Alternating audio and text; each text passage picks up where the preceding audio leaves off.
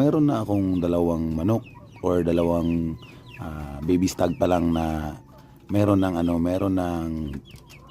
banded na ng egg ba. So ngayon papasukin namin itong naked hill fighting. Sa ngayon breeding lang muna ang gagawin namin, and then spar dito sa maliit na backyard.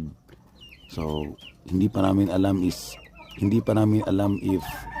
kaya na ba naming pumasok sa mga labanan dito sa amin. Taga Jensan po kami.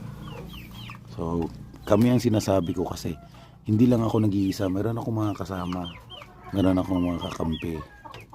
So yan, hopefully sana ma-enjoy namin ang journey dito sa Pawakan. So yan yung ibang sisiw natin, yan yung inaasahan ko. So syempre